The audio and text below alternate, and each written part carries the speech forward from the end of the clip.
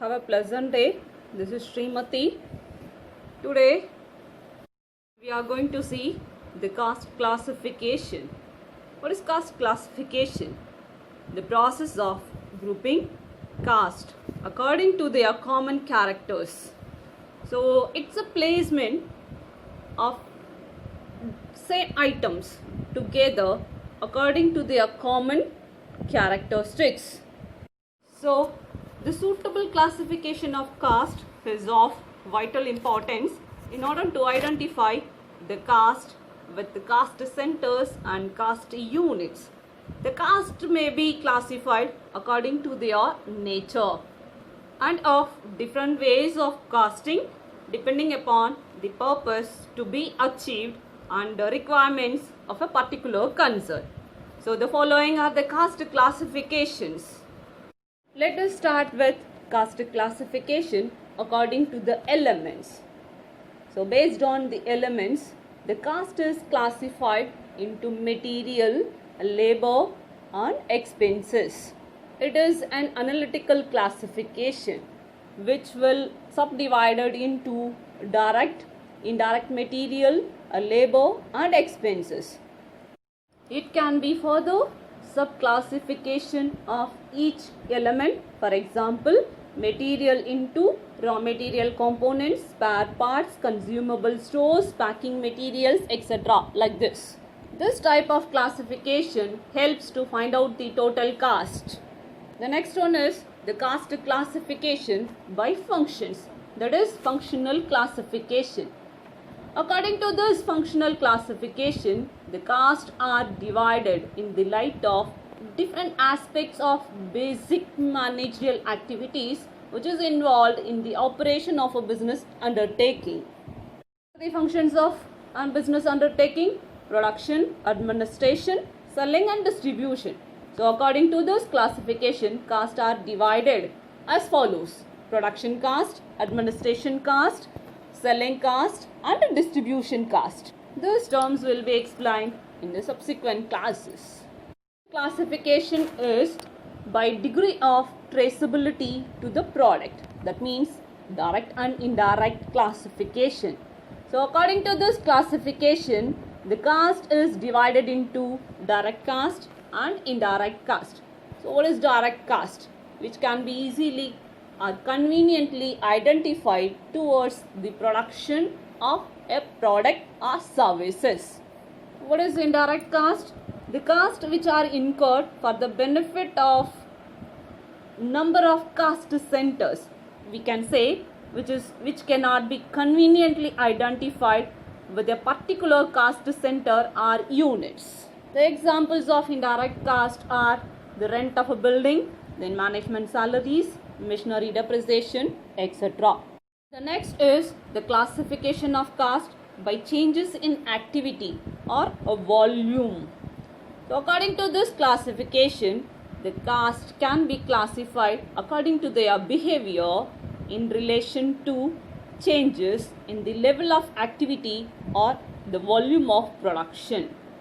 On the basis of this classification, we can divide the caste into three, that is fixed caste, variable caste and semi-variable caste. The fixed caste is which remain fixed in total amount with increase or decrease in the volume of output or product or service activity for a given period of time. And what is variable caste? It varies according to the level of activity, that is the volume of changes in the production. And what is semi-variable caste? The caste which are partly fixed and partly variable. For example, the telephone expenses, which has been include a fixed portion of annual charges for the rent, and the rest varies according to the calls which has been made. So thus the total expenses of telephone are semi-variable in nature. The next one is caste classification according to controllability. So under this, the caste can be classified according to whether or not they are influenced by the action of given member of undertaking. On the basis of this, the caste can be classified into two categories, that is controllable caste and uncontrollable caste. So what is uncontrollable caste? This caste can be influenced by the action of a specified member of an undertaking. So what is that specified member? It means the management, control of a management. Organization is divided into number of responsibility centers, So it has been incurred, and a particular caste center can be influenced by the action of a particular manager. What is uncontrollable caste? The caste which cannot be influenced by the action of a manager, or which cannot be controlled by the action of a manager, called uncontrollable caste. So here most of the fixed caste are uncontrollable caste. Say for example, rent of a building is not controllable by the manager. Here, to make the difference between controllable caste and uncontrollable caste, sometimes which has been left to the personal judgment, which has not been sharply mentioned or maintained by the management. It has been left to a person who are preparing the caste. Now we see the caste classification by normality.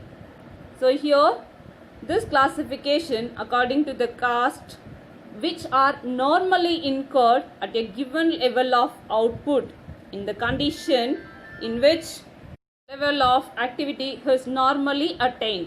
It can be classified into normal caste and abnormal caste. The normal caste incurred normally with the conditions normally attained. It's a part of a production. So what is abnormal caste? Which is not normally incurred with the level of activity, with the level of production. Sometimes which may be incurred due to loss or due to changes in the other condition, like changes in the economic conditions, boom, depression. So this will lead to abnormal caste. The next classification is according to time. So what is about a time? It is about a period. So here it is about historical caste and predetermined caste we have. So what is historical caste? The caste which are ascertained after it has been incurred is called historical caste. Such castes are available only when the production of a particular thing has been already done. This type of caste is only of historical value and not at all helpful for caste control purposes. Next one is a predetermined caste. What is a predetermined caste? That is, it has been computed in advance of production, taking into consideration the previous period's caste and the factors which affecting such a caste. That is called predetermined caste. It is based on the scientific methods which could be used. Say for example, the standard caste or the predetermined caste in the management. So we could conclude that the historical caste has no meaning unless it has been related to some other standard figure, say for example standard casting. We know the planning and control are two important functions of a management. So the caste accounting furnishes the information to the management to help due to discharge of these two functions. So according to this, the caste can be classified as budgeted caste and standard caste. What is budget? It is an estimation. So what is budgeted caste? It's an estimation of expenditure for the business operations. For example, manufacturing, administration, sales, research, development, like this, which has been coordinated in a well-conceived framework in a period of time for the future. The continuous comparison of actual performance with that of budgeted caste is to be made to report the variations from the budget caste to the management for the corrective actions or for the corrective plans. And the next one is standard caste, which is the caste, the Chartered Institute of Management Accountants, London, the standard caste as the predetermined caste based on a technical estimate for material, labor and overhead for a selected period of time and for a prescribed set of working conditions. Within the set of working condition, what will be the caste? That is about a standard caste which has been fixed. And the next one is the caste classification by relationship with accounting period. We could divide that into the capital cost and revenue cost. The cost which has been incurred in purchasing an asset, either to earn income or increasing the earning capacity of a business, is called the capital cost. Suppose you are purchasing a machine for the production of any product, then we say it is about a capital cost, because it is going to be incurred a point of time and the benefit will be derived over the number of years, and the expenditure is incurred in order to maintain the earning capacity of a concern. Such cost like the cost of materials which has been used in production, the labor charges paid for converting the material into product, and then the salaries, depreciation are the examples of revenue cost. The next one is cost classification according to the relevance to decision making and control. So, based on the requirement of decision making, the cost can be classified as follows. The first one is shutdown cost. Here, the cost is incurred irrespective of plant is in operation or is in shutdown. Say for example, at present condition, even at the lockdown period, the industries has to pay the rents and then lighting charges, security fees, everything. So even if it is in operation, they have to incur all those expenses. Even at the time of lockdown, they have to incur all these expenses. This is called shutdown cost. And the next one is sunk cost, means which has been incurred in the past and is not relevant to the current decision making, which has been already returned. The expenditure or the cost which has been irrelevant for the replacement of any cost. And the next cost is opportunity cost. It means the maximum possible alternative earning that might have been earned if the productive capacity or services have been put to some alternative use. We can say the advantage what the management has received instead of foregoing the same original plan for the production purposes. That is called the opportunity cost. And the next one is imputed cost. This cost is not actually paid, but it has taken into cost, which means the rent of our own building, interest of our own capital are the cost, for example of imputed cost. Out of pocket cost. This type of cost which do not involve any cash expenditure, but it has been relevant for price fixation during the recession or boom periods. So when we have to make a decisions like whether we have to make it on the own industry or we have to buy the components from the other industries, in such a cases this out of pocket cost will be useful. The next one is a replacement cost. It means current cost. When the cost is, or when a product or particular machines or material which has been replaced with of another from the market, then we say it is about a replacement cost. Actually, it reflects the present market price of any such asset or material. The next cost is conversion cost. This is the cost of production excluding the cost of direct materials. So it is an aggregate of direct wages, direct expenses and overhead cost of converting the raw materials into a finished product. Product cost. Those which are identified with the product which has been included in the inventory values. This can be changed or allocated or apportioned according to the product's requirement. This includes sometimes direct materials, direct labor, direct expenditures like this. The next one is the cost which are not identified with a particular product or particular job. Then we say it is about a period cost. Example, rent, rates, taxes, salaries like this.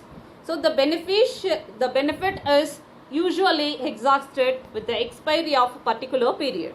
This period cost affect the income irrespective of sales. Up to this, we have seen the classification of cost. The next one is cost concept. In cost concept, we have five items, that is the cost, the expenses, loss, and then cost center and profit centers.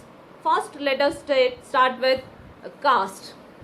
The amount of resources given up in exchange for some goods or services, we say it is about cost, and it has been expressed in the money value. We can define the cost as the amount of expenditure incurred on or attributable to a given thing or to ascertain the cost of a given thing.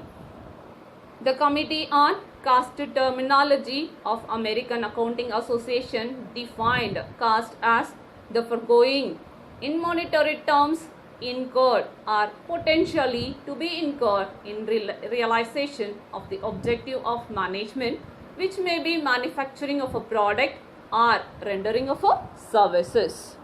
So, the objective for which the costs are computed is also an important one. For example, for the purpose of fixing a selling price, the total cost is to be considered. For the valuation of a stock, the cost of production is to be considered. So, the term cost has different interpretations. So, the cost must be always identified with reference to its purpose and conditions. And the next one is expenses. The expenses are costs which have been applied against the revenue of a particular accounting period in accordance with the principle of matching cost to the revenue. Say for example, the cost of goods sold, then office salaries of a period in which they are incurred, and other expenses are under this category, we say as a cost. The next cost concept is a loss. What is loss? It is about a sacrifice for which there is no corresponding return. If you get any return, then we say it is about an expenditure. If you won't get any return back, then we say it is about a loss. Say for example, a building has been destroyed by fire, then we say it is about a loss. And the next cost concept is cost center. So what is the cost center? It is the smallest segment of an activity or an area or responsibility for the cost are accumulated. Usually the cost centers are departments, but in some instance the department itself contains several cost centers. The determination of a suitable cost center is very important for ascertainment of control of cost. Here we have different types of cost centers. The first one is personal and impersonal cost center. So what is personal cost center? That is the center which consists of a person or group of persons. So on the other hand, impersonal cost centers are of a mission or department or of a plant. For example, the appointment of CEO of any industry is about a personal cost center, and impersonal cost center is purchasing of a mission for the production of a particular product. That is about impersonal cost center. And the next one is operation and process cost center. What is operation cost center? That is about missions carrying out for the same kind of operation. Then we say it is about operation cost center. On the other hand, the center which has a continuous sequence of operations called a process cost center. Example, the sugar factory is a process cost center. The next one is production and service cost center. The center through which the product passes, we say it is about a production department. Then it is called a product center, where the raw materials are converted into a finished goods. And the next one is service cost center or service center. Here it is about a department or center which incurs direct or indirect cost but does not work directly on the products. Then we say it is about a service cost center. The service center are the ancillary and rendering services to the production centers to enable them to carry out the work of production smoothly. The last but not the least, the center is profit center. It is about a segment of activity of a business which is responsible for both revenue and expenses. and discloses the profit of a particular segment of activity. We say it is about a profit center. So here it creates a delegate responsibility to the individual and to measure their performance. There is about a profit center, and it is about a totally different from cost center. I hope you are noting all the points, and until the next class, it's bye from Srimati. Thank you.